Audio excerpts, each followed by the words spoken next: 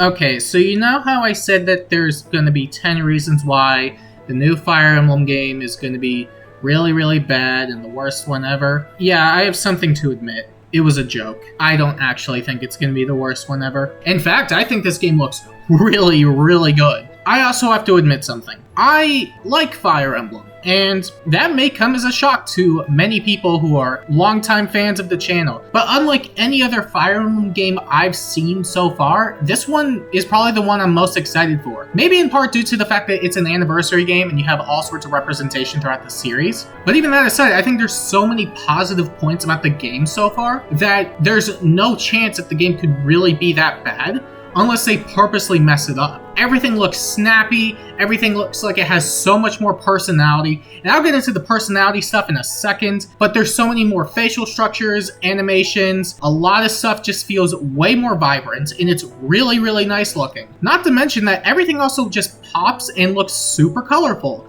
which I think is a bit of a nice change compared to all the other Fire Emblem games, or not even necessarily all of them, but a good amount of them where a lot of it's just bleak and war or whatever, which I get is the theming because, I mean, it's a tactical RPG game about people fighting and all that stuff, so it makes sense that a lot of it would be bleak. But I think for an anniversary title, I genuinely think it's a nice change of pace. And because of the change of pace, I find that it's going to stand out a bit more on its own because, again, everything prior was a lot more bleak and not as colorful, but at the same time, I can see why people don't want it to be like that, because, I mean, it's Fire Emblem, but even then, it's something new, something different, might be worth giving a shot. The other thing I wanted to talk about was the overworld, or the hub that we get to walk around in, and this was one of my bigger worries because the Monastery in Three Houses was really nice the first time around, or maybe not even necessarily that long. It was maybe like the first few times around, but after a while, in my opinion, it felt really dragged out, mainly because you had to do all these tasks, and it felt a bit more required, and given the size of the monastery, you were basically spending a fair amount of time in there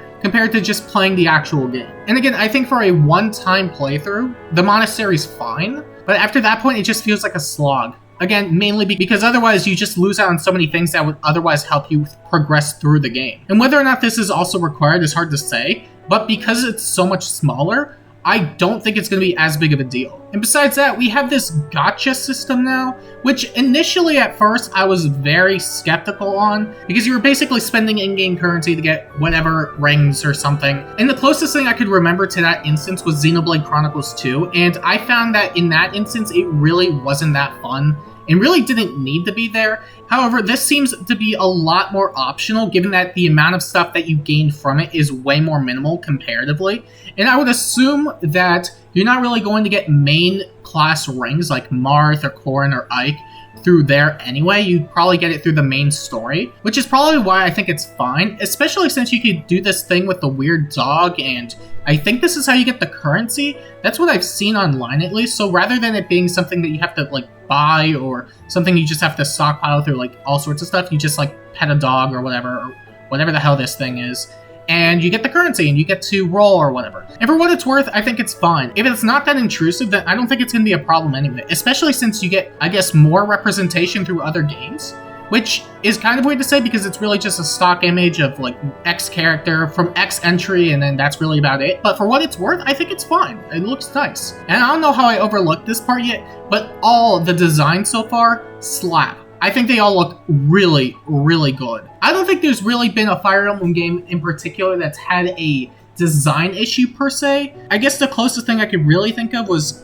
maybe the first half of Three Houses, where everybody was pretty much in a school uniform and it was pretty much just copy paste whatever. But after time skip, of course, everybody looked a bit different, and that was always great. But I think it being immediate is really, really nice. But I think you could also point to Fates, which also had really great character design. I find that the Norian designs and some of the Hoshidan designs are probably some of my favorite in the series. And honestly, I don't think there's any really bad or even mediocre design in Engage so far. Maybe at most like average, but if the worst you could say about a character design is average, I think that's a pretty good sign. Other than that, everything looks faster and more optimized. Now, it's hard to say if it's really more optimized. I would imagine that's the case because they've had a good amount of time working on this game, especially since they've been working on 3 houses first. And then at that point, they basically had a good idea of how the hardware works. So I'd imagine they have a much easier time working with the hardware and making it perform in a much more adequate degree. And 3 houses still had its own performance issues, but I don't think it necessarily took away too much from the overall experience. But when you look at Engage, I think it's just a step above, especially since everything is way more stylized. It looks great,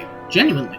The only other thing, as far as I saw, worth really talking about was, I guess, the activities or the minigames or whatever. Like the weird exercising thing where you can put Alear in sweats, which is cool. Fishing's back because everybody loves fishing. You have this weird shooting thing, I don't really know what it is. And you can touch your rings, I guess. You can clean those. That was the only weird one to me, but otherwise, it looks fun. It's like a nice change of pace from the main story if you want to do other stuff. And while it may not take up a good amount of time, it's still extra content to mess around with, which can be fun. And overall, I'm really excited for the game. And that isn't to say I'm not worried about some aspects of the game either.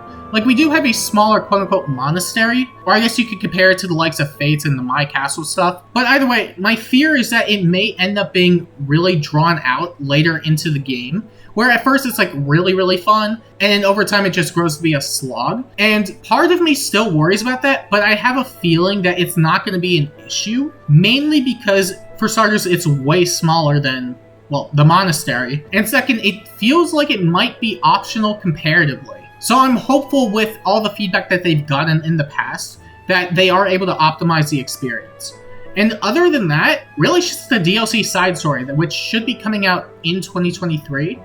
And I don't really have as many hopes for that, mainly because the Ashen Wolves DLC, or the Centered Shadows, or whatever it's called, really wasn't my cup of tea, to say the least. I found that while the characters were enjoyable, it was still plagued by other issues that the main game also had, including really repetitious map design.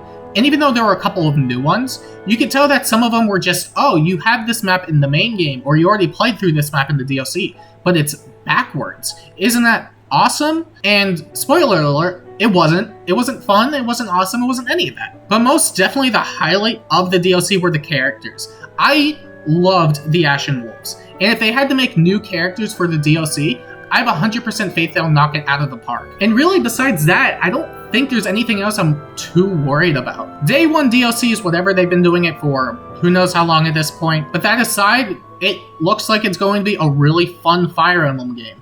And given that we had to wait almost 4 years for a new entry, or at least a new mainline entry, I think the wait might have been worth it. And I'm probably going to get the game. I think it looks great. But yeah, those are pretty much just my thoughts on the game overall. I don't know if you're in the same boat as me with any of this, but you have to let me know what you think down below, because genuinely, this game looks really great so far. But yeah, that's enough for me. Something closer. This is probably my favorite character so far. We like Jade here.